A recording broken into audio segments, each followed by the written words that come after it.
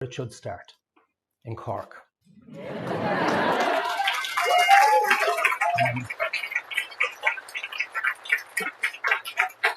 No, I just want to start by. Is this working yet? No. Okay. We'll see if we can sort it out. Can you hear me if I go off mic? Yeah. Okay, I prefer it anyway. I want to slay a few dragons first at the start of this discussion. I want to tell you that when you feel something is wrong, your intuition is correct. You don't have all the details. I know that. I don't have all the details, but I have 3.5 years of examination gone into this, and I didn't come to these conclusions lightly. And I'm going to give you information tonight. Some of it you're going to find quite upsetting, because I did. You're going to go through that journey, and you're going to be angry, and you're going to find some of this stuff disbelievable. But there'll be a website going up called 1215 Tribes. It's a catalyst. It's an enabling website. And it will have all the documentation that I'll be talking about here tonight. It will have recommended books. I have some of them here. It will have links to websites, and it will have links to important pieces of information and news. This isn't a commercial website. This is a website where I'll be encouraging people anywhere, not just in Ireland, to use the same website system and do it for themselves, and it will be free. And the reason for that, I'll explain as I just talk about my journey here. Well, firstly, what I can say with absolute, utter conviction and fact is that the legacy media in Ireland are colluding to deny the Irish people unbelievably important information.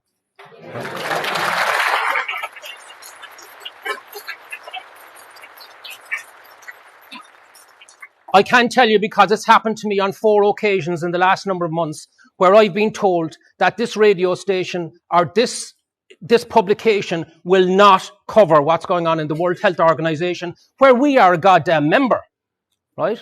And I know what's going on because I was getting the information through leaks from people that were investigating what was going on. And then we had a real scramble then over the weekend when... we want to change the mic? Okay.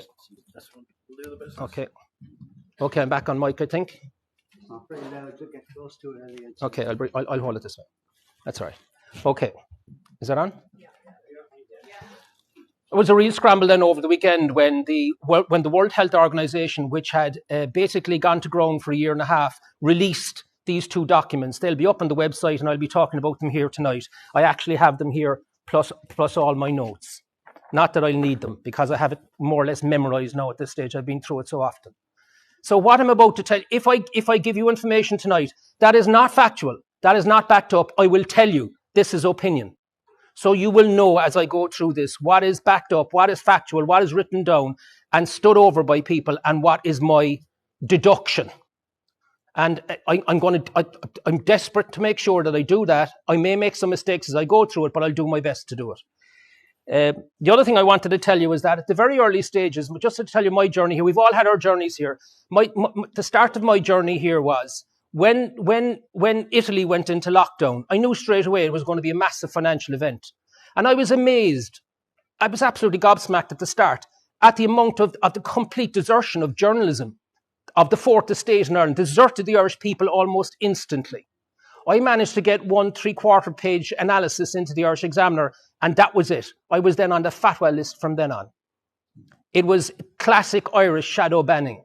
Nobody talked about it. It was just understood in the ether. It was clear to me that the civil service were leaking information to the Irish Times. There was no journalism involved to give them an idea what the government were thinking of doing the next day. The Irish Times then would put it on its front page as almost investigative journalism piece, when in fact it was a leak. And then RT, which sets the news agenda in the concrete bunker in the radio station, in the radio centre, would pick it up as it says in the newspapers. And the lead item would be that item. And for the entire day, the Irish political establishment and the civil service would get some sense of the antenna, the impact it was going to have on the public. And that was going on. And that had, let me just get rid of this here a second, sorry. So that had nothing to do with journalism. It was pure propaganda. So I went and I checked it out. And I know from a very senior source that the key presenters in RT were brought into a meeting and told how all this was going to go down. So the fourth estate in Ireland died in January, February, March 2020, and it hasn't come back since. It hasn't come back since. And when I'm finishing this, I'm going to make a suggestion to those that want to take it up on how we send them a message, because we can send them a message by stopping clicking on their websites, and their data engines will pick it up straight away. They need to understand that democracy is when the government are afraid of the people, and not when the people are afraid of the government.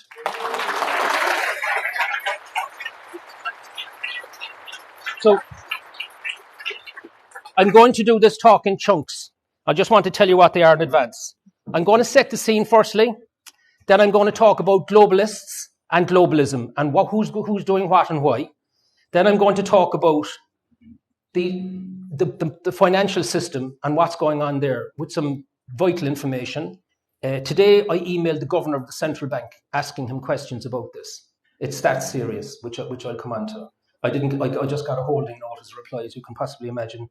I'd say I wasn't very welcome to emailing that. And he's my regulator. Well, his organisation is. Then I'm going to talk about the psychops, the psychological operations that we've all been under. I want to tell you that I was also that soldier.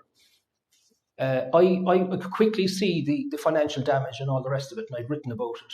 But then, of course, like everybody else, I was plugged in, mid sit down and watch at 7 o'clock every evening, the two vampires coming out from the latest NEFID meeting, Bowers and Lee. And then for those of us who are older here, we remember the Hammer horror movies. At the very end, the vampire always appeared in the graveyard scene. They would come out of the NEFID meeting absolutely shaking with terror and pass on whatever the foreboding information was. And we were all wondering why we were suffering from free-floating anxiety.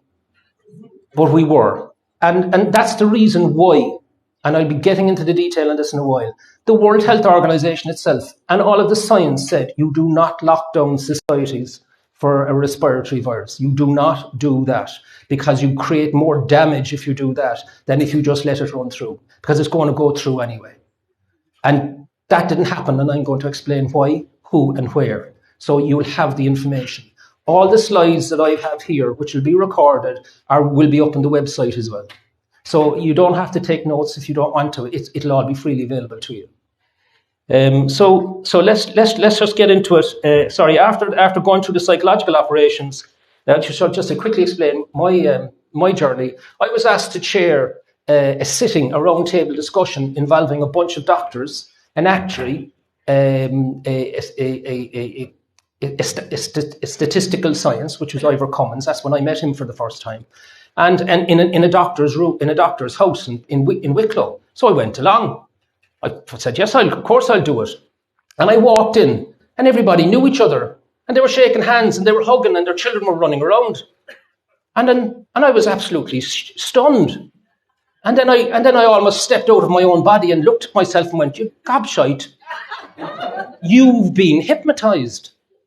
I was also deeply affected by the psychological operation. It had nothing to do with intelligence or anything like that. It's just that's what happened. And we murmurate like human beings we do. And none of this was accidental. And I'm going to explain why and how and who as I go through this. So I'll start. The first thing is that 1961, this is what Eisenhower said, and it's an absolutely vital piece of information. He said this as he was stepping down as US president. Remember, this is the man that had organized the D-Day landing. So this guy knew the American military and industrial complex inside out and back to front. And he's basically warned the American people that there is a state within the state, and that this needs to be kept a very close eye on. A few years later, his successor was assassinated in Dallas. When he was assassinated in Dallas, the Warren Commission was formed, which agreed that there was just one single shooter. Nice clean answer. At that stage, what happened was the CIA itself, and that's the number of the protocol, 1035-960. This came out in a New York Times Freedom of Information inquiry in 1976, and it appears in a book called Conspiracy Theory in America by Lance DeHaven Smith, published in 2013. And that's what it said. The term critical thinker was switched around, CT, critical thinker, into conspiracy theorist. And they were subject to this because the same thing happened again when COVID hit, and I'll explain why and how as we move along. So my whole plan here, just as I did with Rip Off Republic, is just to join the dots, to tell the arc of the story. I'm just going to leave that up because it doesn't require any explanation.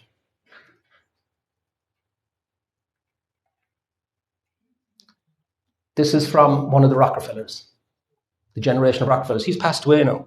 But he's basically saying that the supranational sovereignty of an intellectual elite and world bankers is surely preferable to the national auto-determination practiced in past centuries. What does he mean, past centuries? We're a democratic republic. He's telling us that their ambition and his ilk is for one world, centralised administration, unelected, with them in charge, and us basically as the battery hens. And that is the ambition. And that ambition, people find it hard to grasp, that ambition is being long in gestation, cross generations. How and why they do that, well, that's for another discussion. I'm not going to get into that. So, but I will just point out a few things. The first thing is that this is an old ideology. It's rooted in feudalism and aristocracy.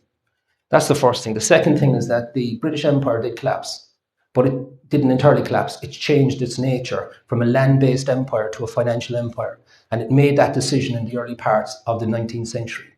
And while the First World War was raging, a British agent who had a very close ear with Woodrow Wilson translated the policy of the Royal Institute of Foreign Affairs to set up the League of Nations. It needed to come from an American rather from them, and the League of Nations was the start of the thinking. And their plan was, we don't need to conquer the world by putting boots on the ground. We can actually do it by creating interdependent trade between nations and then being in charge of the gateways in and out, and especially of the banking system. That decision was made, and the conduit for those two things still exists, which is the Council for Foreign Relations in the United States, which was set up by the British on their advice, and the Royal Institute of Foreign Affairs. They continue on. You can call them spooks if you want to, if it helps you, but that's the reality. Now, so these organizations are still there. The WHO was set up in 1946 or so. It was set up with a grant from Rockefeller's father. And the land was donated, the land in New York, for the headquarters. So these organizations were very much part of the long-term plan to have an infrastructure in place which would lead eventually to centralized one world administration. You will keep hearing me saying administration because it's not a government, because then you think that there would be elections. Are you joking? None of the kind. This slide actually explains the structure. I don't know if you can read from the back, but let me just run you through it. At the very top of this process, you have the Bank for International Settlements, which was set up in the early 1930s. And this is the central bank. And it decides international finance and policy, which I'll be coming to in shortly. And then you have underneath that, then you have the individual central banks, the Fed, the ECB, and so on. They set policy, but more than that, they actually set the rules for how the global financial system operates, and then they implement it. And then underneath that, then you have the policymakers, which is the World Economic Forum, which was set up in the early 1970s. I'll be coming to that in a moment. You'll see here the Council for Foreign Relations and the Rockefeller Foundation, and over next to that you have the Club of Rome. The Club of Rome, which existed for quite a while. I'll be talking about them a little bit as well. Underneath that, then you have the policymakers, the policy distributors. They distribute the policy. The World Bank, the United Nations, and the World Health Organization. So that's where the World Health Organization sits in the process of power.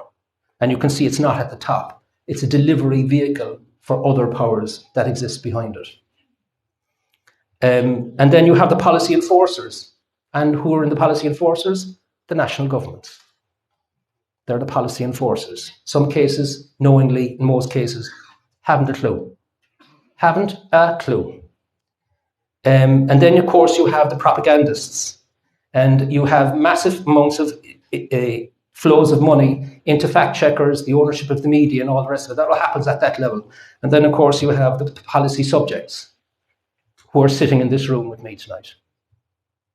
That's how it works. That's the world, as far as I'm concerned, works. And many other people. This is not my original slide. A lot of what I'm telling you tonight is not original thinking. This is picked up by research from people that actually are far better at this than I would be putting it together.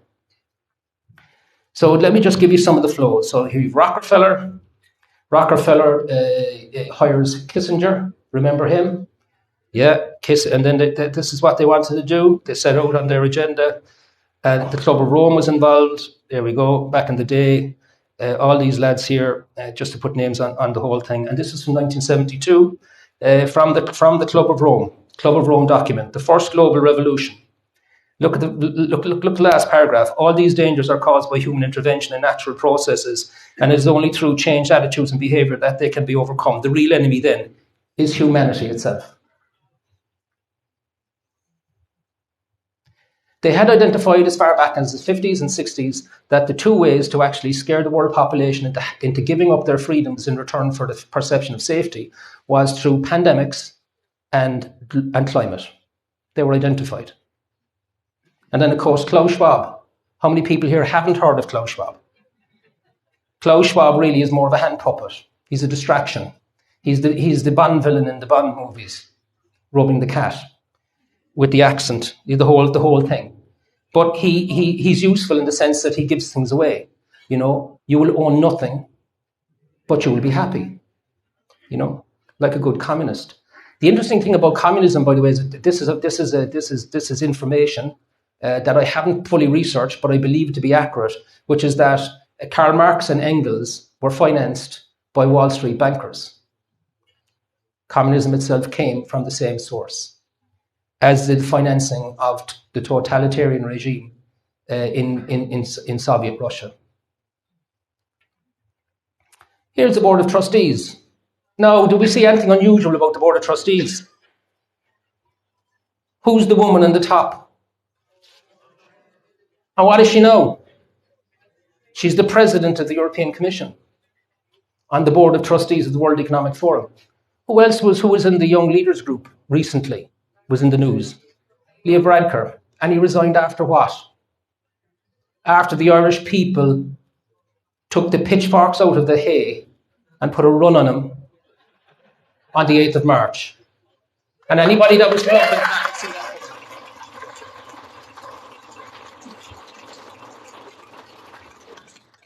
We also have Christine Lagarde. Remember, she was the chief of the IMF.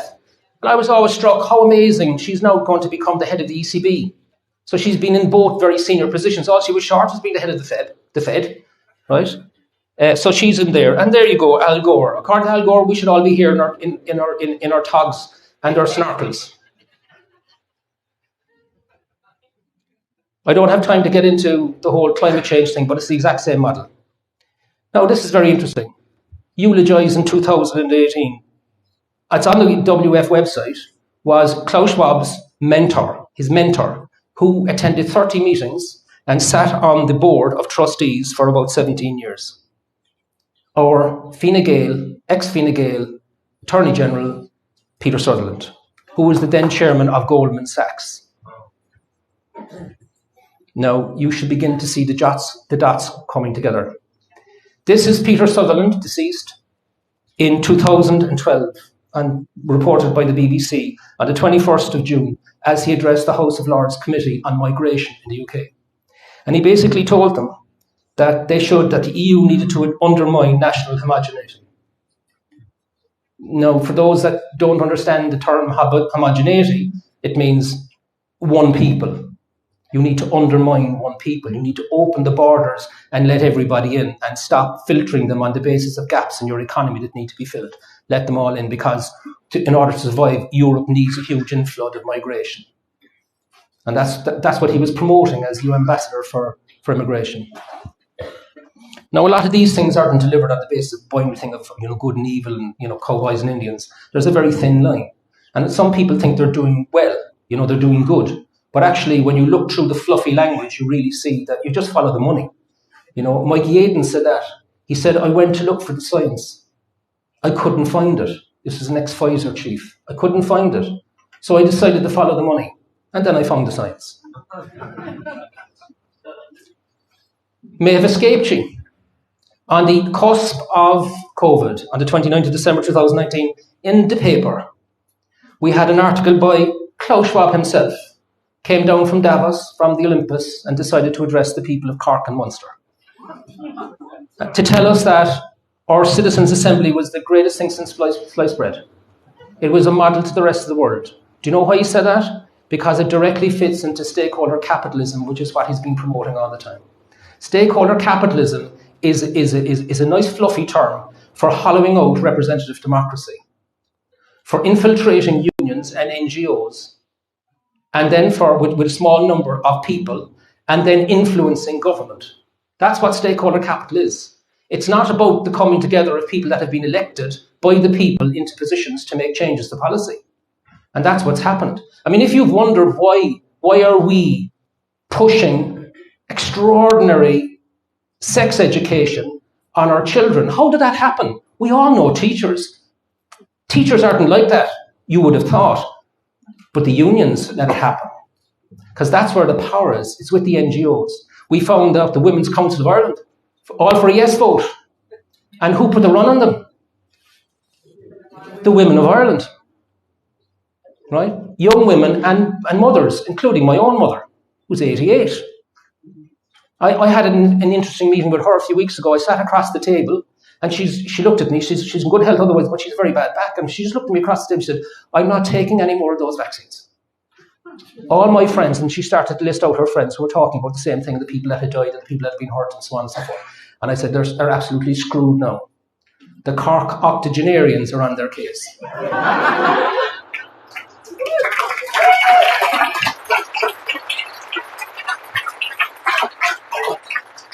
So this is how it all comes together. So there is a mindset, there's an impulse on the other side of all of this. They are mechanistic in their thinking. They mightn't use these terms, but they believe that human beings can do without any spiritual side.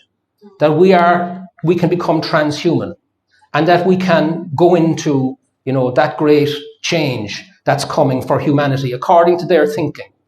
And that mechanistic thinking goes through all of their policy themes, all of it. And this is one of it, and this is it. So what you've got here is the digital ID. Let's have a digital ID. Let's digitalize everything. Sure, it's wonderful if it's digitalized, isn't it? I mean, it's so easy. Just bring out your card. And into the digital ID goes your vaccine passport on the next pandemic. And by the way, that legislation hasn't been taken down. That's still there. In goes your vaccine passport. You can't go anywhere without your digital ID. And what else is going to go into your digital ID?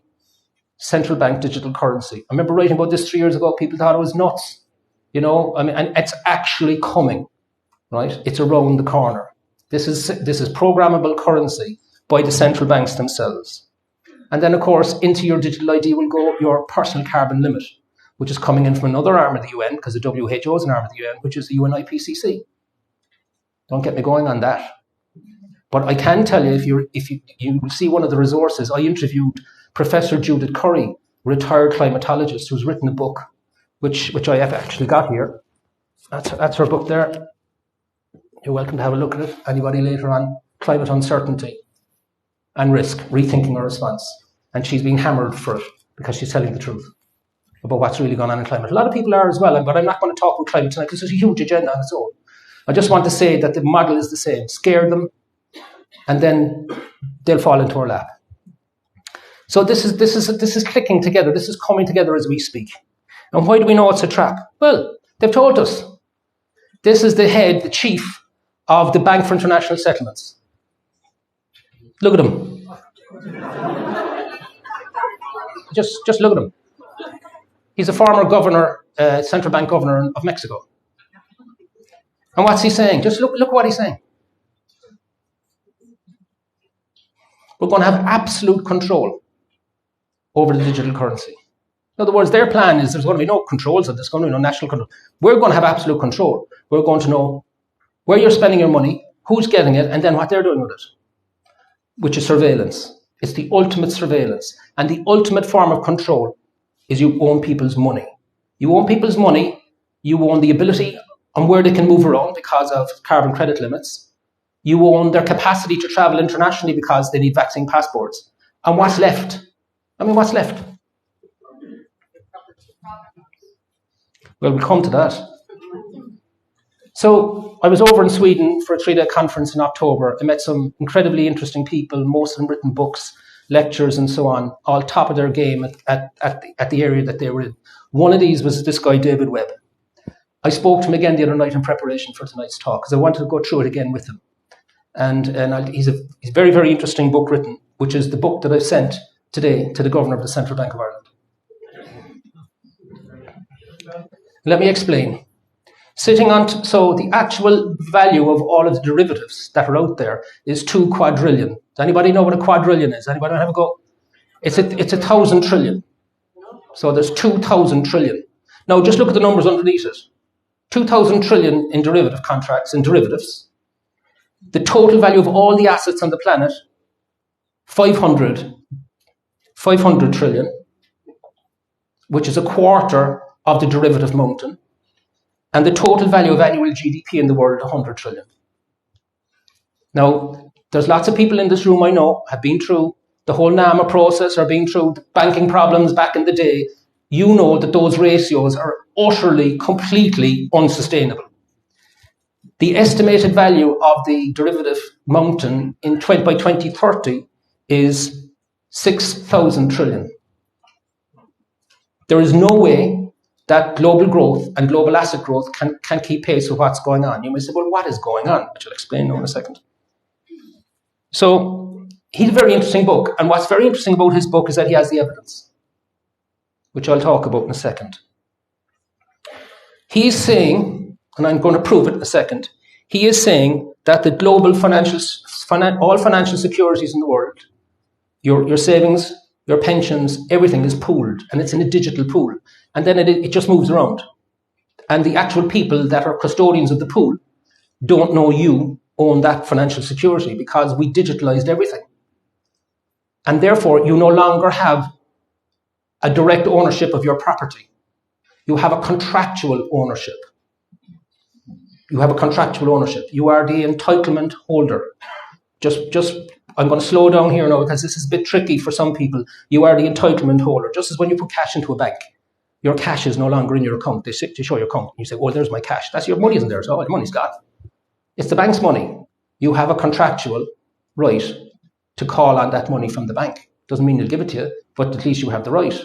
But it's not physically in your account in that bank branch. It's the same thing, but just on a much more complex basis. So I'll come back to banking in just a moment, just in terms of principles. So what happens is that in 1994, and people say, who are they? And I say, they is the hierarchy exploiting you. They. That's who they is. If you want to use that, it's handy. When people say, who are they? The hierarchy exploiting you. Oh, right, okay. Who are they? The hierarchy exploiting you. So the Uniform Code, Commercial Code, was quietly changed without acts of Congress in the United States, according to David Webb's book. Factual, backed up. And what happened was property ownership rights were replaced with contractual rights. And it just happened without any involvement of the US government. They just did it. The EU then said, oh, the Americans have this way of doing it. We need to mimic them. So in 2004, they set up the Legal Certainty Group. Actually, it should have been called the Legal Uncertainty Group, but they always call something different from what it actually is. That's one of the tricks, one of the games you'll find. There is then an exchange of letters on the 6th of March, 2006, which is the smoking gun. That exchange of letters is in that book. That book is on 1215 Tribes website as we speak. It's free. You can read it. And from page 69 to 98 is the exchange between the chief legal officer of the US, of the Federal Reserve Bank in New York, and the chief lawyer of the Legal Certainty Group. And he asks a series of questions. How does it work? Please explain. This. You can just go down through it. It's all there. It's in black and white. And it basically confirms that there are no property rights in the system. So effectively, you will see it in the dialogue, effectively, if there is a financial collapse of any of the intermediaries involved in that, and they're big enough intermediary involved in it, and they're undercapitalized, and you create a contagion, then all of the banks that have lent the money to the derivative mountain can come in and take the assets because they have been collateralized. They have been used, your money has been used as collateral, according to the book, as used as collateral to support investment in the derivative mountain, which is why the derivative mountain is going, because that's the banking system. That's how it works. They want to make money with other people's money without them knowing about it. That's if one of your kids wants to do banking in university, just tell them that's what banking is. The rest of it is just the detail. So what happens then is that from 2006 until 2014, the EU went about making changes to try and mimic the American model. In point of fact, there was a convention that came in internationally in the meantime, and they managed to do it. So all of the financial securities in the EU exist on the exact same basis as the financial securities in the United States and throughout the Western world. There was 2 countries held out, Finland and Sweden, and they were targeted, and they eventually folded, which is how these things operate. So what happened very recently, literally a couple of weeks ago, there's the letter, that's the holding letter, that's the covering letter, by the way, from the legal officers. So what happened is that David Webb and his lawyer gave testimony on the book, on the contents of the book, on the smoking gun, to the Senate in the state of Tennessee about 2 weeks ago. You'll find it online. And I mightn't have had a chance to get it up. It might be on the website. I was so busy, so I didn't get a chance to check everything. But it's there, and you can play it. But David tells me this himself. I was talking about it just the other night to him, but it's up on the website. So they actually outlined this evidence to the Senate in Tennessee, the state Senate. And without any bipartisan tension, the entire Senate votes through a bill in 2 days to change the way securities are collateralized in the state of Tennessee. The following day, now this I can't substantiate, but I can tell you it's from the author. But you can say, well, I need to hear it from him. But I'm just telling you, this is what I'm told. The following day, the head of Treasury for the state of Tennessee was threatened by the banking lobby and told all of the banks will pull out of the state if you do this. Now, there's one thing about the American psyche, right? You do not go in with a big gun if somebody's got a bigger gun and they're prepared to take you on. And so there is now a gunfight at the OK Corral. It's the first time there's a confrontation between a legislature and the banking system, and this is going to spread. So what's the solution? The solution is legislation which says that the original entitlement holder, the investor, has a primary call on his or her assets in the event of a liquidation, and everybody else is secondary. They're way down along the line. That legislation is required. It's required at an EU level because it's at an EU level that this was implemented against the understanding and knowledge of the Irish, of all people, and also of the financial services community, because this was unearthed. I didn't know any of this. That's why I wrote to the governor of the central bank. He mightn't know about it. He knows about it now. So I just want to switch gear now. I said I'd talk about psychological operations because we were all subject to it. But I want to first say that all of this is grounded in the work of this woman here, a marvellous woman, Hannah Arendt. Some of you may have heard of her. She came up with the term Banality of Evil. She covered the Eichmann trial in 1960-61 in Jerusalem. Eichmann, of course, was one of the chief Nazis, and he was kidnapped by the Israelis and brought back for trial in Jerusalem for his crimes. She wrote a book about it. It's a very, very interesting read. If you want to understand what the banality of totalitarianism looks like, that's it. She also has a big, thick book she studied what happened in Soviet Russia and what happened in early Germany all the way through to the taking of power by the National Socialists. Because there's no difference between fascists and communists. There's no difference. It's just a different set of thugs, but with the same idea. Her work became the lifelong work of this man here, Matias Desma. He is the professor of psychology at the University of Ghent. I have his book here. That's his book there, Matias Desma. You'll see all my books are heavily notated. I read them several times and go back over it. So I'm about to tell you what's in that, because this to me was a light bulb moment. I couldn't understand why people wouldn't engage. You know, I was talking to a friend of mine, and he said, Eddie, a very close friend of mine said, I'm no longer following you on Twitter. And I said, why? And he said, well, because of your stuff about COVID and all that, you know. And I said, I'm just talking about, you know, vaccinating children is wrong, and the vaccine passports, the yellow passes, I got a leper pass. Should have, you know, Michael D. Higgins should have never that should have gone straight to the Supreme Court. And an amazing thing happened. He put his two hands up over his ears like that, two hands, if you can imagine. I'd one hand. And he started to shake his head like a child. And I looked at him and I realized he's traumatized. He's actually in a state of trauma, you know. And I felt compassion for him then. And then I began to understand there's something here that needs proper explanation. It needs scientific explanation. And the science of psychology needs, I believe, to have its position elevated. So Desmond's book does that in spades. He basically describes how this kind of mass formation, this human murmuration takes place. He also has a quote from Hannah Arendt at the bottom there, which comes straight from his book. And he says, the moment Arendt had anticipated in 1951 seems to be rapidly approaching the emergence of a new totalitarian system led not by ringleaders like Stalin or Hitler, but by dull bureaucrats and technocrats. She wrote that in 1951. She's regarded as probably the most brilliant political theorist of the last century. So it's an imperious person to quote when you're talking about this thing at some stage in the future. So what has he said? He said 4 things must exist for mass formation to take place. The first thing is that you need to have about 25% of the population, say a quarter, with a generalized feeling of loneliness and isolation. Nobody answers the phone anymore. The technology we use we're being streamed at. We're not talking to one another anymore. Websites don't have telephone numbers where you can ring and talk to another human being. It's talk to the bot, talk to the hand, talk to the FAQ, go to the website.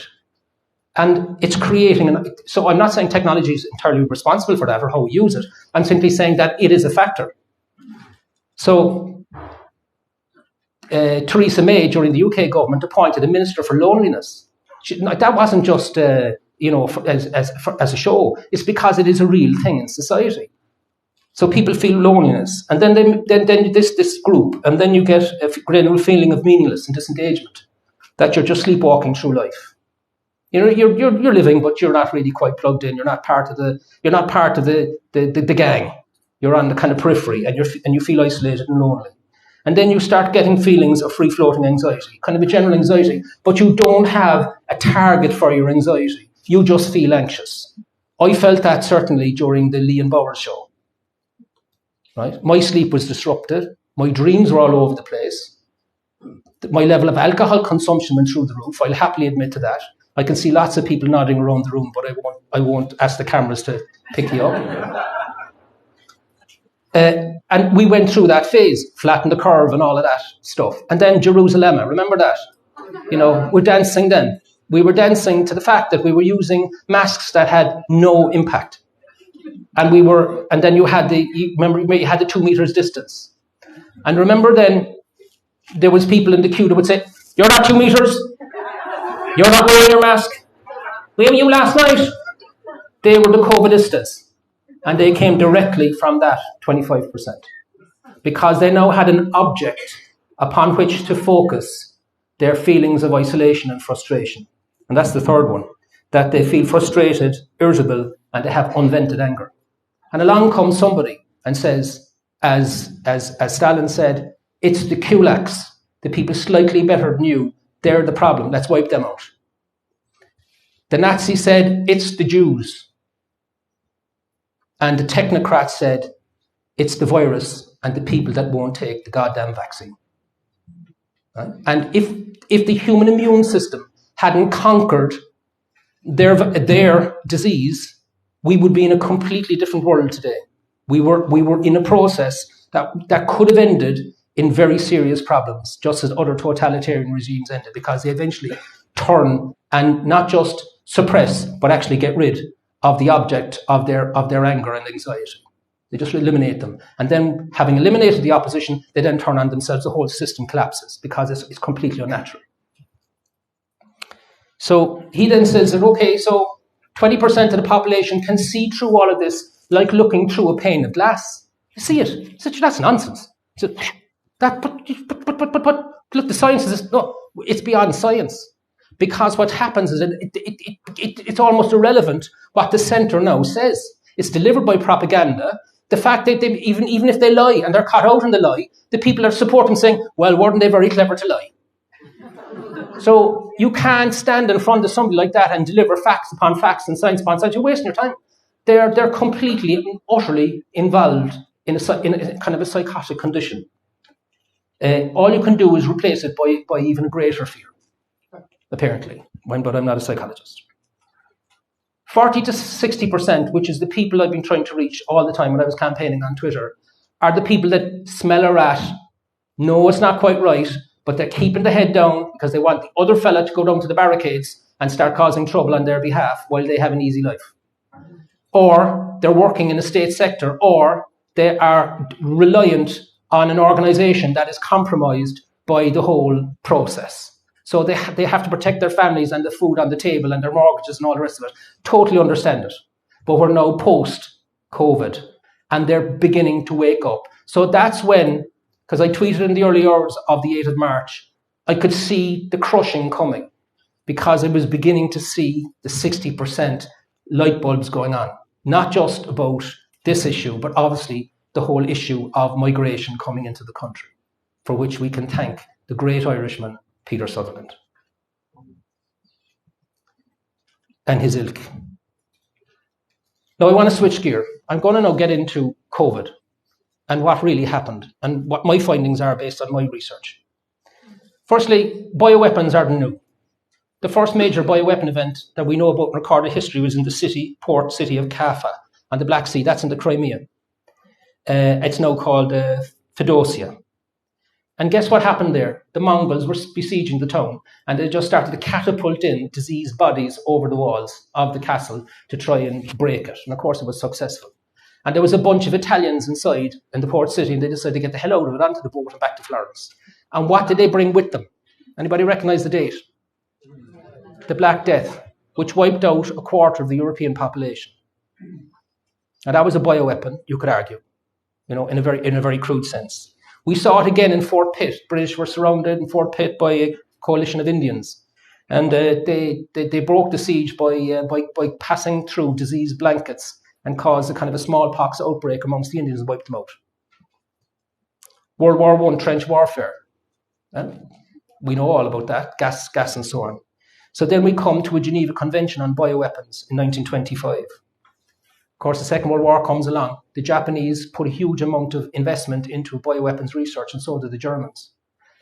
So the Americans decided we better have our own bioweapons lab. So it's in Fort Detrick there in Maryland. It's still there. So they're actually, developing bioweapons. And of course, what happens at the end of the Second World War? The Americans win. Well, the Allies win. What do? They get the best Japanese bioweapon scientists and the Germans, Operation Paperclip, and they bring them back to the United States and say, lads, we think you're wonderful. Keep going. We then come to the use of Agent Orange. That wasn't seen as a bioweapon because it was a leaf defoliant, but it had a toxic substance in it which caused all sorts of problems for the Vietnamese population. Agent Orange. And then 1975 there was a biological weapons convention. But what it did is it gave a loophole to gain of function research. You cannot have bioweapons, it's verboten. But if you're enhancing a pathogen for the purposes of researching the development of vaccines to control that pathogen, well, that's okay. And what did the military industrial complex say? Well, thank you so much. So Nixon spotted it and said, no, we're not having any of these things in our soil. Not for any ethical reason. He just said these things don't work. And of course, as soon as he's gone, they're back in business again. And so then we come to the Gulf War. The Gulf War, there's 170,000 American troops still suffering from Gulf War syndrome. Why? Because they were given a vaccine against anthrax. and they knew the specific anthrax, as far as I'm aware, that they were vaccinating against, because that anthrax was given by Rumsfeld years before that to Saddam Hussein to use it against the Iranians in the Iraq-Iranian war. There was no weapons of mass destruction in Iraq that the Americans hadn't given them.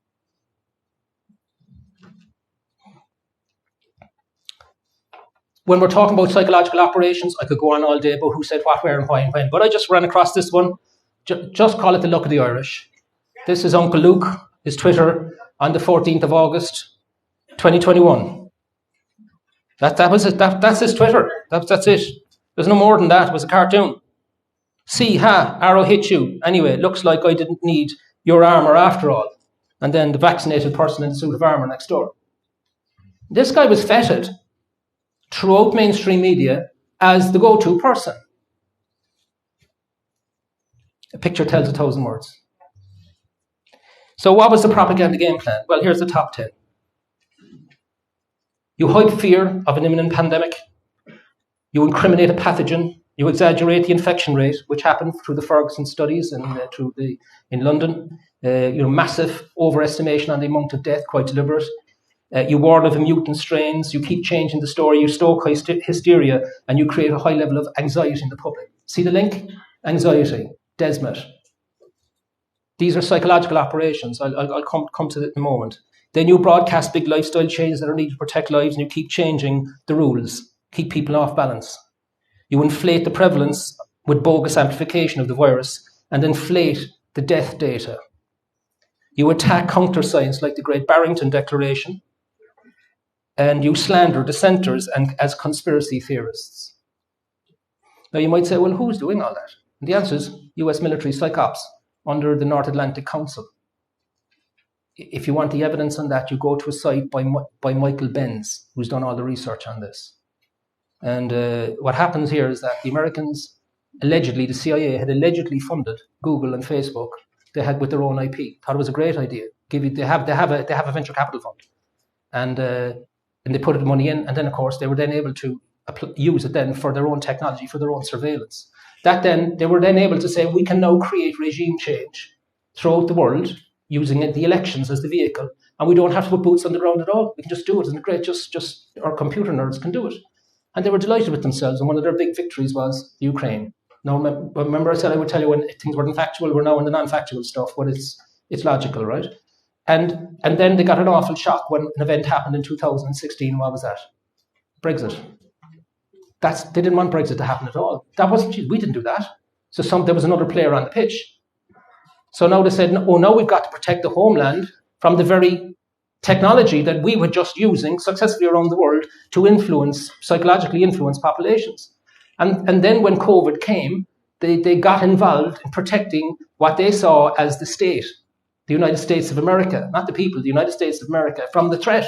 And the threat was from doctors, scientists that believed in things like informed consent and the Hippocratic Oath and the science that you don't go on lockdown, which is what the Great Barrington Declaration was around. When that came out, Fauci got involved in a conspiracy, but this is by email, with his equivalent partner in the NIH, in order to completely denigrate those that are involved in the Great Barrington Declaration as conspiracy theorists.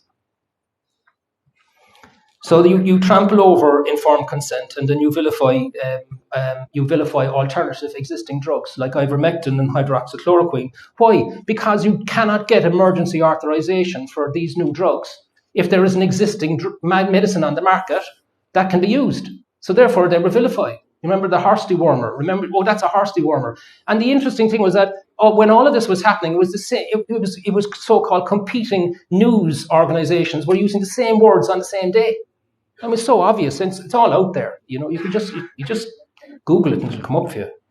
And of course, they wanted to focus on the money, making the money, which explains why there's 19,000 members of the Irish Medical Council. Only a handful of them stood up. Most of them were in the 60%, and the rest of them were being paid. They were making a lot of money to jab you, and then to give you, oh no, how many members of the family have got? You 6. Oh, I'll have to talk to them each one individually. This conversation's ending. I'll ring back the next one. And then you had the jabs. I mean, there was Huge amounts of money pouring through the system. RT made a profit for the first time in its life because of the advertising from the HSE. The media revenues were boosted because of the advertising from the HSE. I mean, you follow the money and you'll find the science. So we'll just move on. So this is the system. It's called a Hegelian parade. You create the problem, pathogen escapes. You create the reaction, drive the panic, and then you come in with the solution. And everybody buys. So how do we know that's the case? Even today, with everything we know, with all of the information that's pouring through all over the world about vaccine harm, about excess deaths, and all of the other things we all know amongst our own families and friends. We can see it now. We can feel it. It's in the community. All of these stories. Anthony Fauci comes in to Ireland. He comes into Ireland after 2 visits, senior visits from the World Health Organization, and he gets a medal. From where does he get a medal from? The Royal College of Physicians. And who gives it to him? A Cork fella.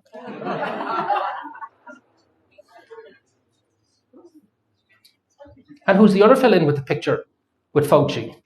What should have happened was that Fauci should have been brought to the airport and put on the next plane, to some place like Nuremberg.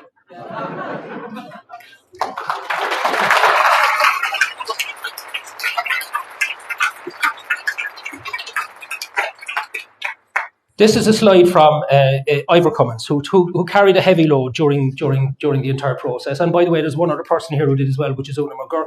Una, would you just stand up? I just want to recognise it.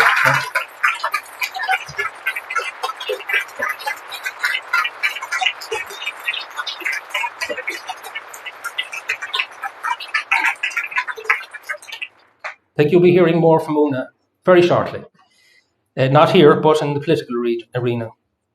So this is from Ivor, right? And Ivor's a data scientist, and he was on the case straight away with the boat that came into Japan. He said, well, the whole thing followed the Gompertz curve dynamics. It was exactly the statistical dynamics of a movement of a virus through a population.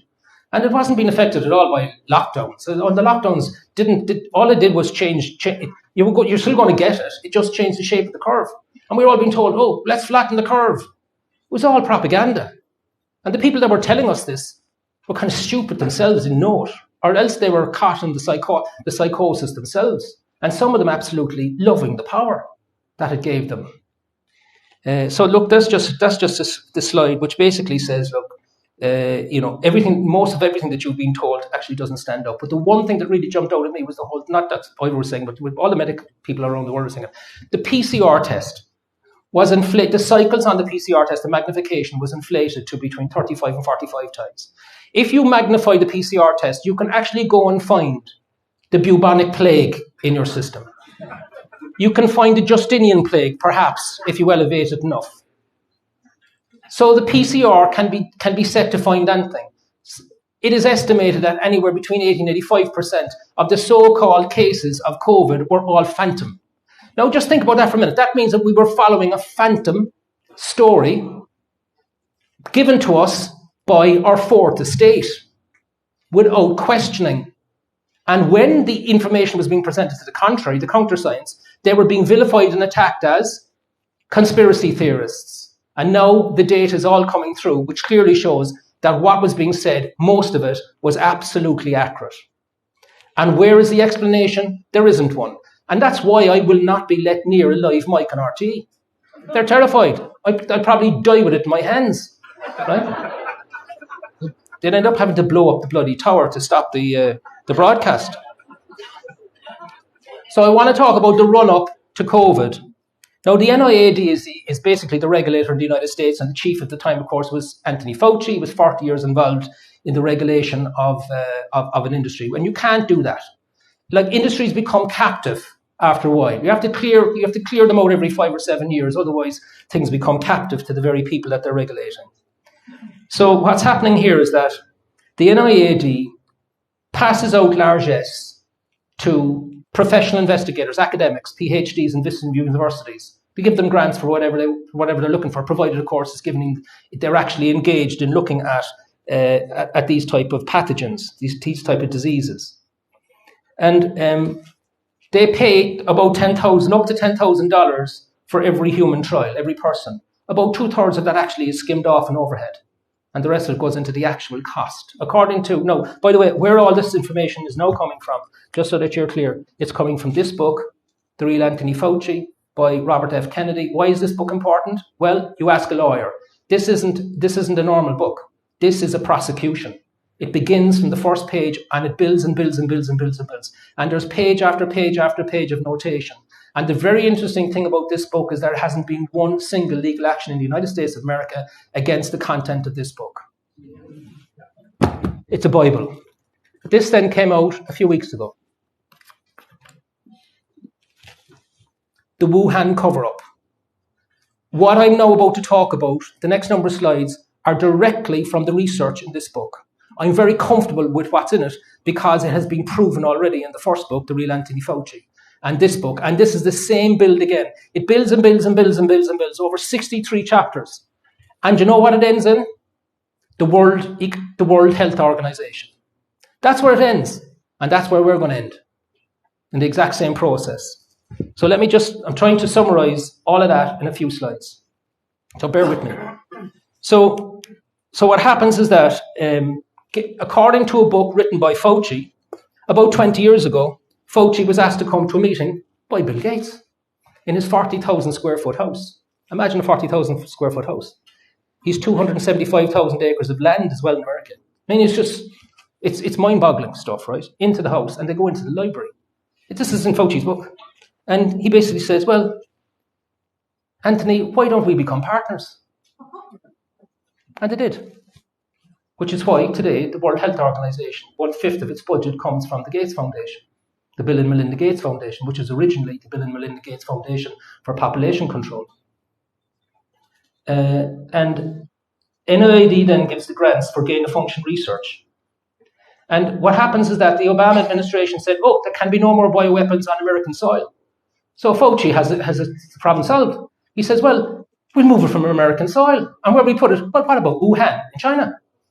And the Ukraine. They're interesting places. And in the Ukraine, the vehicle was, I think, a firm called the Eco Health Alliance, headed by a guy called Peter Daszak. And the money flowed to the head of that, the Wuhan Institute of Virology, Shi Zhenli.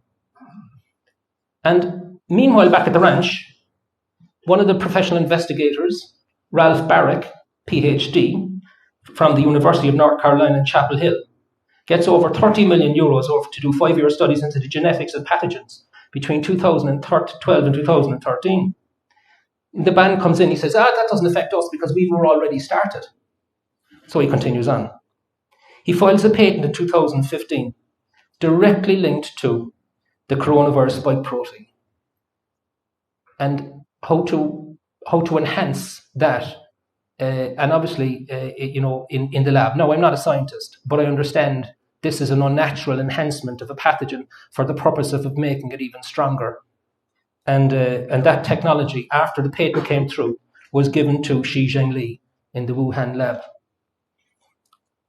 And then in 2016, Mode RNA, recognize that, now called Moderna, changed name, patents spike proteins for coronaviruses research 6 years after its founding by this guy, Stephanie Bancel. I'll come to him in a moment.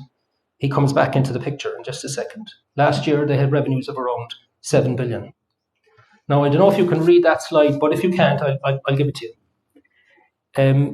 I had hoped to use a podium here, but unfortunately, this thing here is cropped. So I just went upstairs and got a low table. So what we now know, this is the timeline. And again, this will be on slides available on the website. According to an investigation by a Republican committee, and coinciding with the Chinese government raid on the Wuhan lab in 2019, it was September 2019 when the virus first circulated. Not later, September 2019. Very interesting month. In September 2019, the Gates Foundation put 55 million into BioNTech pre-IPO. BioNTech was a partner of Pfizer, and it had a technology that nobody else had. I'm just going to jump forward now a second. Gates then goes on a road trip for the next 2 years telling everybody these things are great, blah, blah, blah, blah, blah, you should have one, blah, blah, blah, blah. And he sells his shares in BioNTech in November 2022 for $1,300 million. And the same month says, do you know what? These things don't stop transmission of the virus at all. Sorry about that. We'll do better the next time. Within 6 weeks of September 2019, there is an event in New York, Event 201. It's set up by Gates and the World Economic Forum, and it games what a global pandemic of a coronavirus would look like, estimating deaths at 60 million. Just after that, we now know that Ben Hu, who is the second in command to Xi Jinping, goes into hospital, suffering from a mysterious virus. And there's a surprise. China then declares that there's an outbreak of this mysterious virus, the first death 12 days later. And in January 2020, the SARS-CoV-2 genetic sequence is released by China, but it denies that there's human-to-human transmission. Fauci then describes, on the 26th of January, describes the Wuhan virus as very, very low risk, really. Next day, however, Peter Daszak, remember, he's the guy that got the Fauci money and put it into Xi Jinping in the Wuhan lab. He says that, yes, the money did go from the NIAID into the Wuhan lab. So now Fauci's now is under pressure. He'll still get his medal from the Taoiseach or from the Taoiseach, but he's under pressure at this stage. And then the WHO then declares a public health emergency of international concern. I find this remarkable. When you do the numbers of PHEIC, what does it say? It says fake. I say it's a great description. Right? It's a fake. Somebody's having a laugh at our expense. And then Trump then reacts by banning the China people coming into the United States the next day.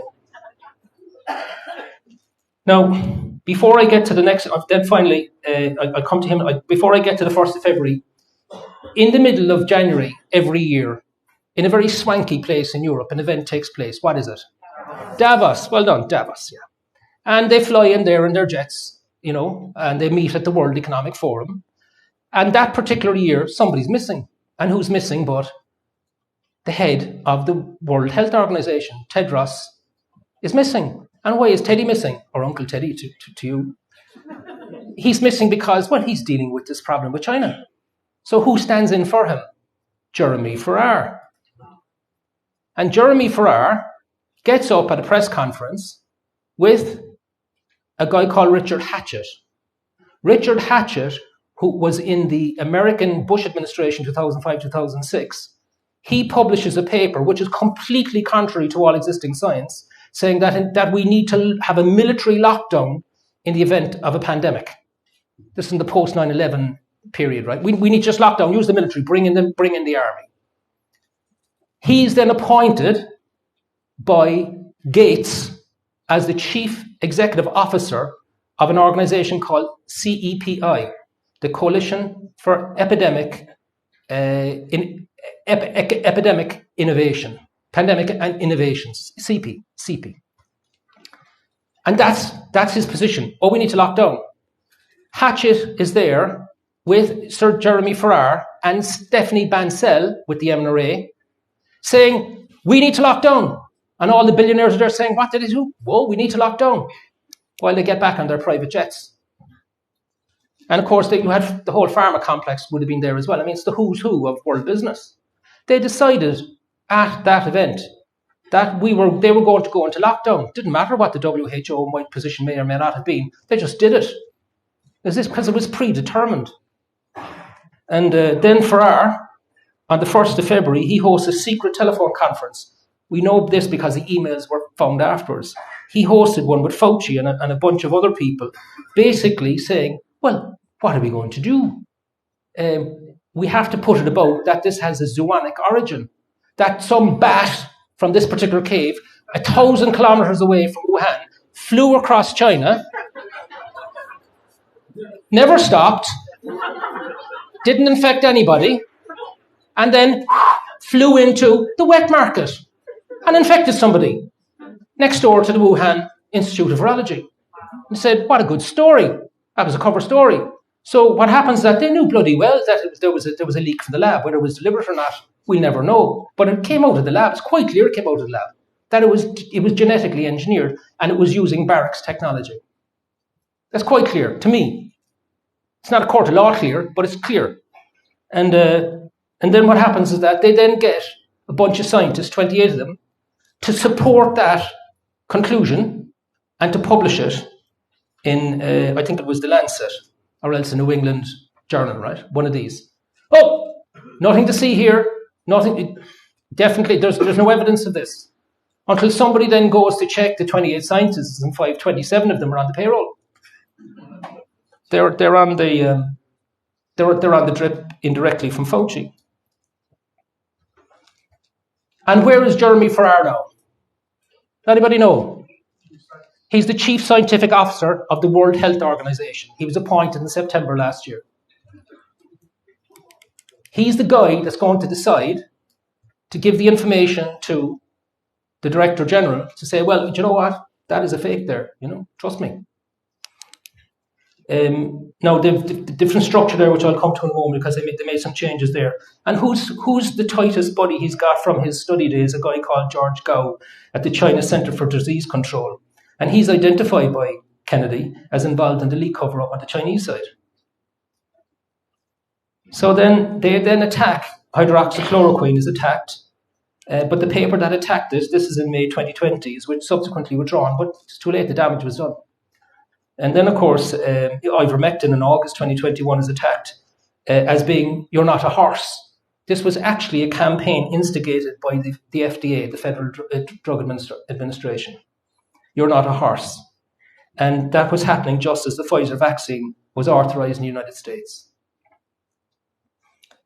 So what you have here is regulators entirely captive to the pharmaceutical industry, which is captive to the bioweapons industry, which is captive to, and we could go on, because we will be going on. So, I mentioned the other points there already, so I'll just move on. So what have we got now? When you look at, forget the legalese about whether it's just hitting our sovereignty or not. Let's just look at this from their perspective. The benefits of this public-private partnership between the World Health Organization and the people that are feeding into it. Firstly, you don't need any morals or ethics. That's not required.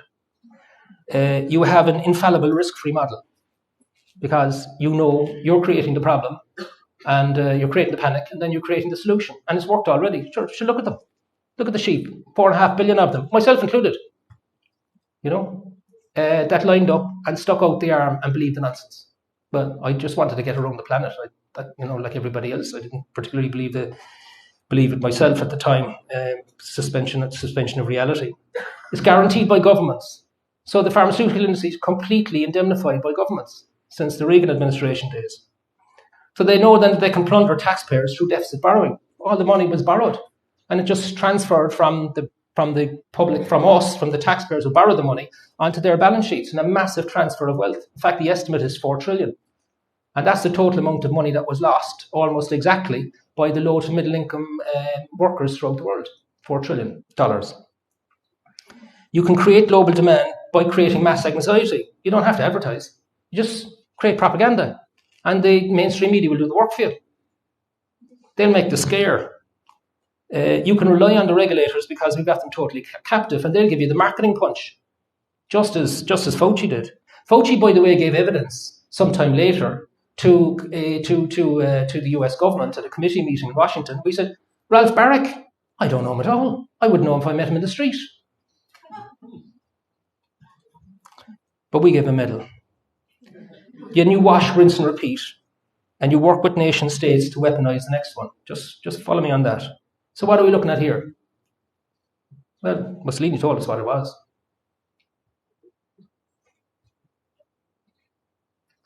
He told us.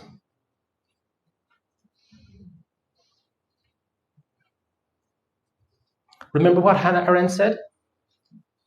That the leaders of totalitarianism in the 21st century will be banal, faceless bureaucrats, or words to that effect. And she said that in 1951.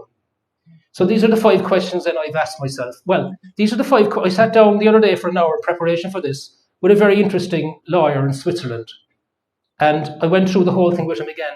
we were both 24 hours after this massive release of documentation, which I have here from the World Health Organization, and I was trying to get my head around it so that I didn't make a mistake.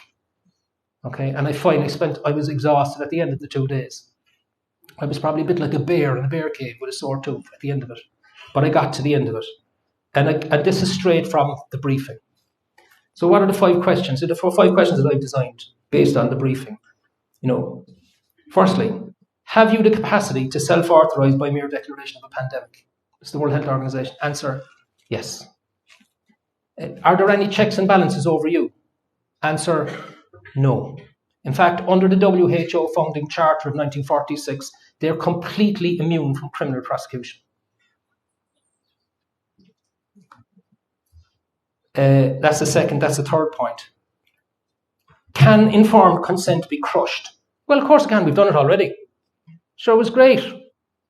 When I sat down with my own GP and I said, what's going into that? They didn't know. Nobody knew. They still don't know, really. And then, of course, what the WHO are now doing, and they're saying, oh, well, this is not a treaty, of course, this is not a breach of sovereignty. They're now certifying, on the treaty that they've given us, they're certifying all vaccines and prophylaxis. I can't pronounce that. Somebody help me. Prophylactics. Anyway, the stuff that you take to stop you from getting it, right?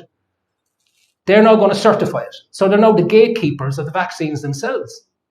So think about that. They're now the regulator of the entire system. They're the gatekeeper for what actually comes through. So they're setting that. What you're looking at here is the establishment, when you look at it altogether, as a kind of a mafia type organization, because that's what it is. No controls, free from criminal prosecution, and giving themselves all these powers. Sorry, let me just go back there. And of course, we know that the psychological operations were successful because we all went through it. I mean, look, I'm not going to ask for a show of hands because it's a terrible question to ask. But if I ask for a show of hands, I'm sure that I put up my hand as one of the people that are here that was vaccinated. Some people held out, but they were a very small number of people. And I'm just going to go on one little tangent just to tell you this. This is a factual story.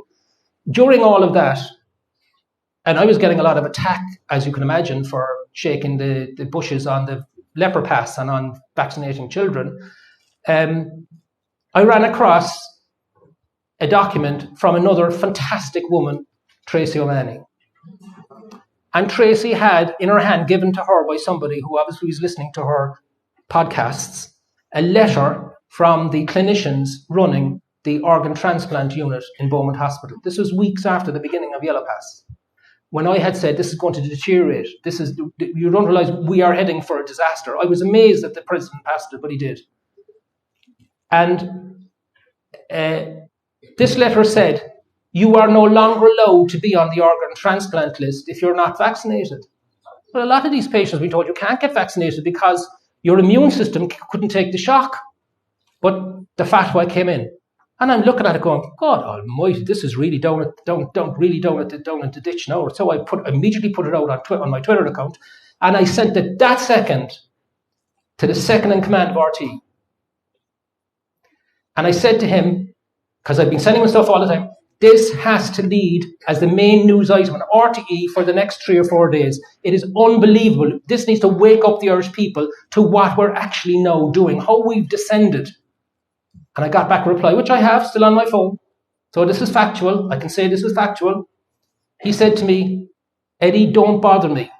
I'm trying to get 2 journalists out of Afghanistan. Now, my reply was going to be, that's a very good idea because there's none left in RTE.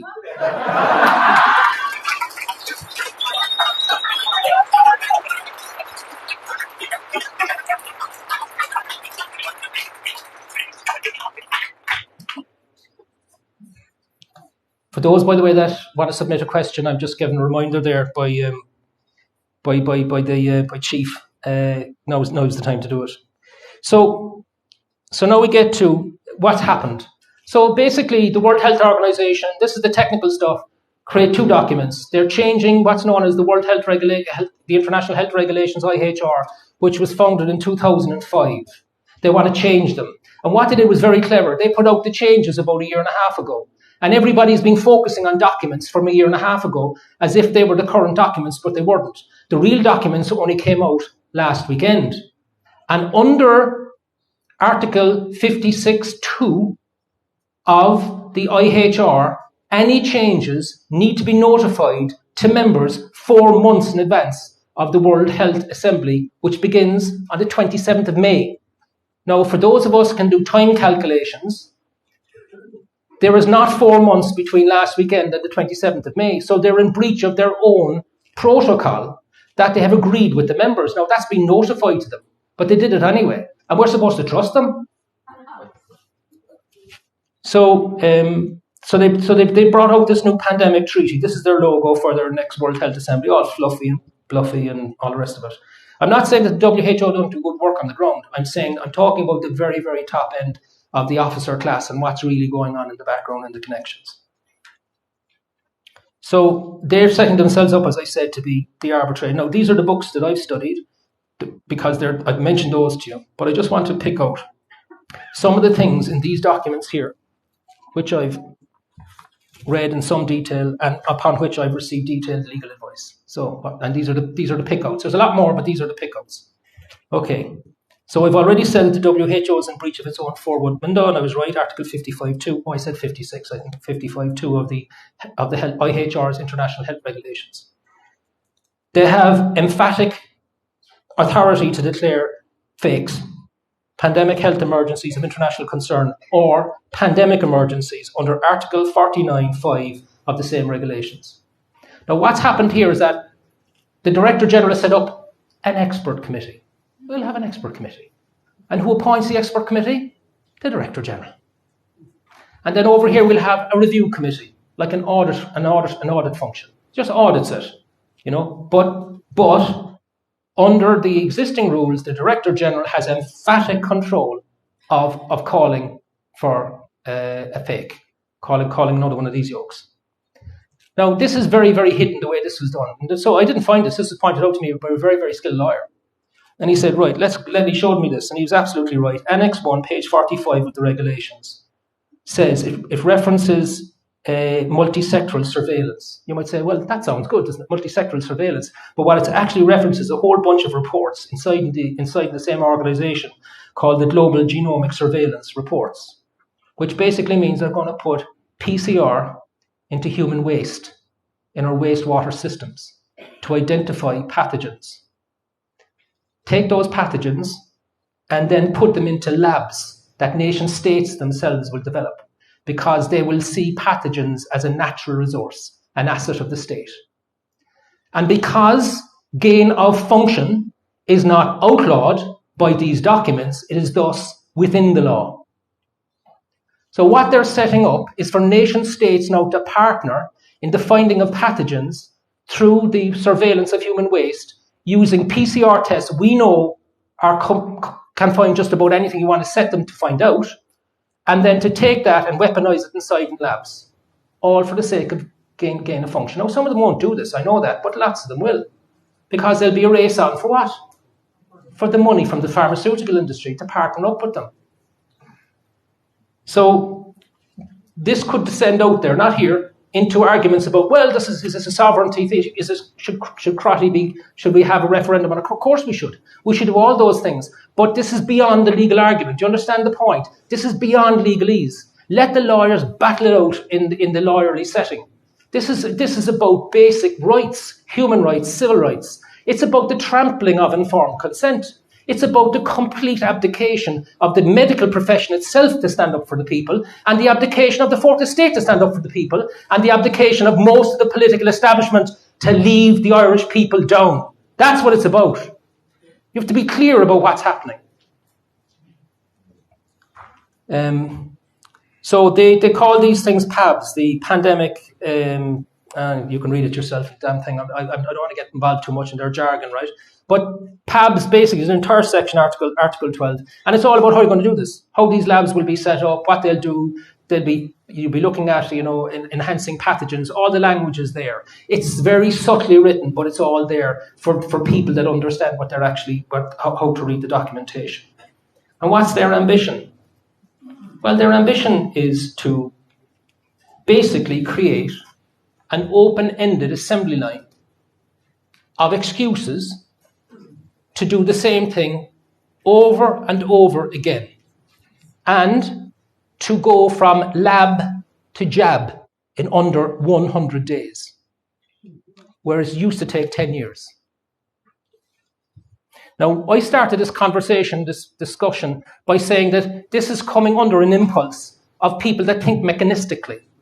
We are mechanisms. It's mechanistic. There's no acknowledgement of the human spirit, of God itself. In fact, they believe that we should all become one, and go on that transhuman express. That's an opinion, by the way. It's just in case you think that's a fact. So what can we do? Well, the first thing we can do, we cannot take these people on by being silent. Do you understand?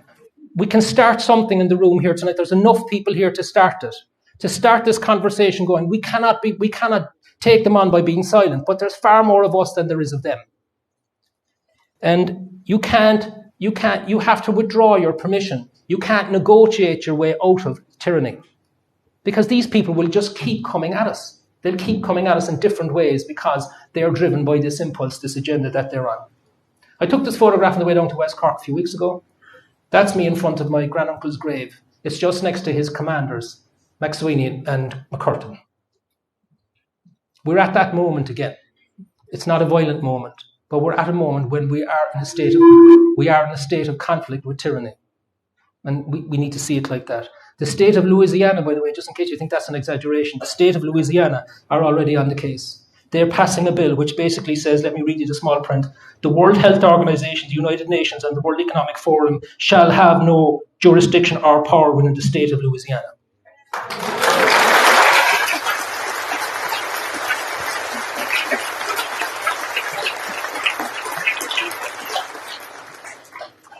References. Well, I've told you about the books. I want to talk about the World Health Council, the World Council for Health. Very interesting organisation set up by Dr. Tess Lowry. There's an Irish council headed up by Holly Anderson, who lives down in Skull. It's well worth looking into. It's very much on the alternative economies, the alternative systems, the alternative medicines, the alternative thinking we need to engage in. It's not about taking on the fight, although that's happening as well. It's more about building something as an alternative. You have the Children's Health Defence that was set up by Robert F. Kennedy, and it's run now by Mary Holland. And again, a wonderful organisation. It's all over the world. I interviewed one of its key people, Shabnam Pelosa Mohammed. It's on my Counterpoint channel on YouTube before Christmas. An absolutely outstanding lawyer, a fantastic communicator, and a tireless worker. And you have people like that all over the world right now taking them on. The Japanese are taking them on in a big way. The Americans are beginning to take them on. And we're being silent. We're being silent until tonight.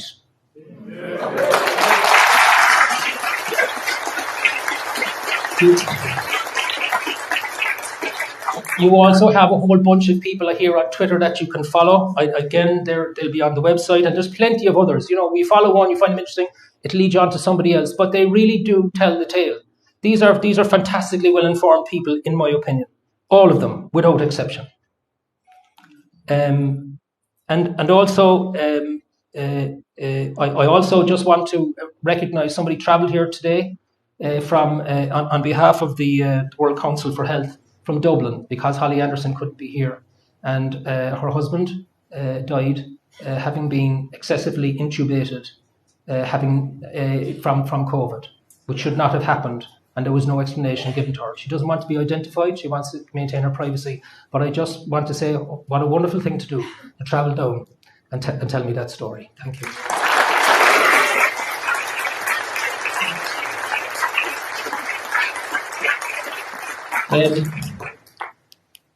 Finally, I just want to talk about this website because it's a catalyst. You can go anywhere you like, but this is a free. We just put literally. I was working all day, pinging forward and backward the development team to try and get this goddamn thing up and running. I'm only hoping it's up and running. Some of the images on it are, from AI, AI generated images. They'll all be changed, but the narrative is important and the content is all there. It's called 1215tribes.com. Why is it called 1215? Exactly. 1215 was the year of the Magna Carta. It was when feudalism was broken for the first time. And it was from that Magna Carta that all modern constitutions flow. That's why we're using the term 1215, so that will have global significance and people can use the website, they can borrow it, we'll give it to them, they can set up their own 1215 chapter wherever they want to set it up and put on their own content. The whole idea is to help people promote free speech and free engagement between ourselves on this agenda. You can also put 1215, I've already done it there, although I was admonished for putting hearts next to it, which I can't get off now. But you can put 1215 up on your profiles on social media very easily. Just put it in, just edit your profile, and up goes 1215. People say, "What's that about?" No, I'll tell you about it after you stick it up yourself. Just like the political establishment in Ireland lead from behind. So we just said, right, we're going here. You better follow, or you lose your seat. And they're in a febrile market at the moment, because of being backed at so aggressively on the 8th of March. So you can also add it to your contact card. There are things that you can do. But really, what else can you do? Firstly, what you must do is fight. You cannot stay silent. Not everybody can fight as good as anybody else. Some people fight in different ways, but fight you must. Because that has to happen. This has to get out there. You can start your own campaign. You can start a campaign, even if it's a small one, to demand a referendum on the WHO treaty, quoting Crotty from 1987. The Crotty ruling, where is it? It's up on the website. It's there. You'll hear me saying it on TikTok. You'll start talking about it yourselves. And before we know it, there'll be a Crotty on every lip in Ireland in a matter of weeks. And what will happen to the political establishment is say, do you know what? I think it's a very good idea to give them a referendum on Crotty after all. But right now, I can tell you, because I have it on emails, they are coming what's inbound from the WHO. They already think it's wonderful. They haven't even read it. They think it's wonderful. They're just going to rubber stamp it and get on. Because we do that very well. We fawn very well, especially when you have a large pharmaceutical presence in the country.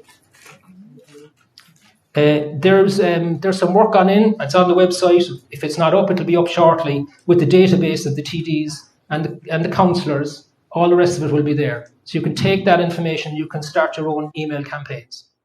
Remember back in 2005, I asked the people to send nappies.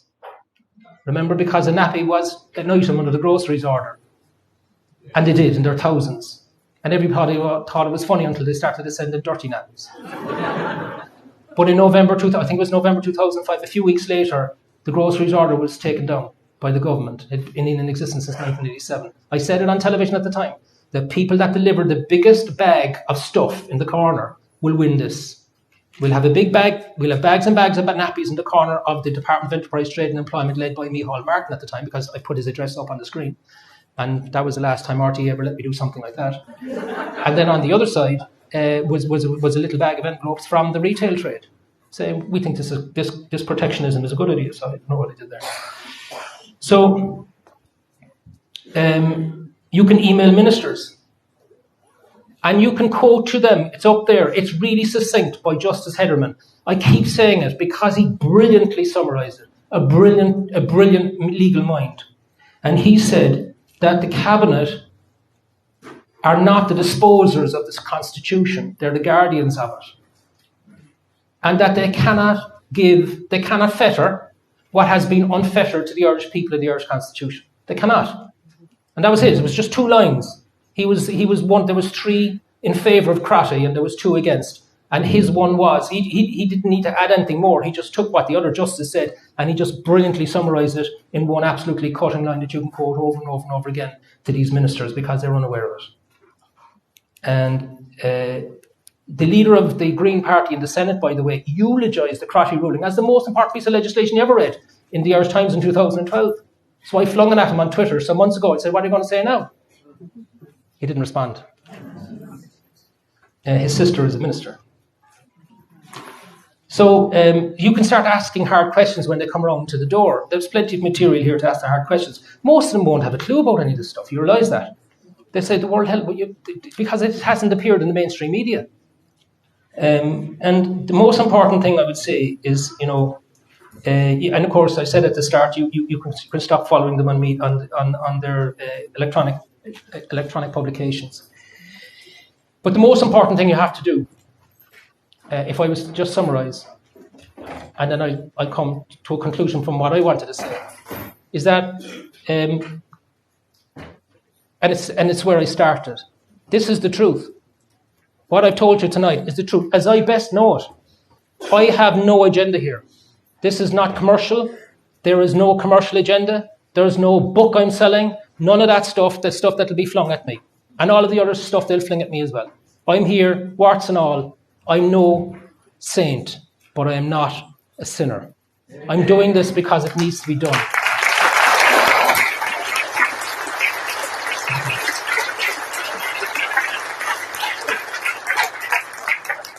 Of course, it helps that I'm from Cork. I don't know if we have questions that had been circulated, but I'm going to bring this discussion now to a conclusion, and we can then.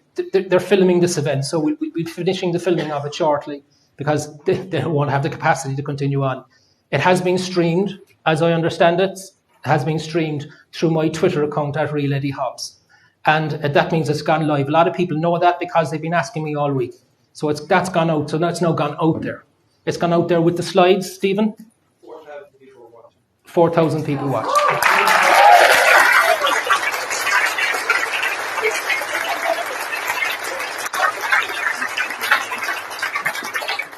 So I said that we wanted to start a ball of energy here in Cork tonight, and I think we have.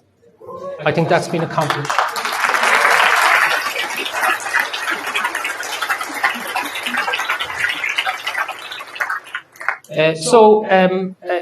It just remains for me to say to all of you, this isn't easy. It isn't easy to come to something like this and to go away and wake up the next morning and say, well, did I really dream that? Or, somebody else will do something. They won't.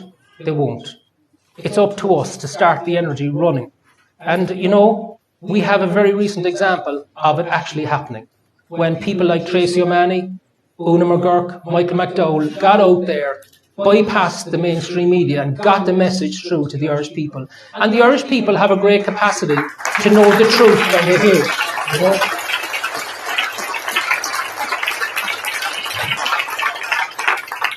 So just let the truth loose. It doesn't need to be defended.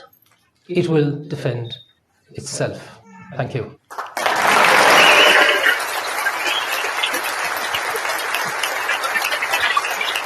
Any questions? Okay, I'll give you the questions. Oh, yeah.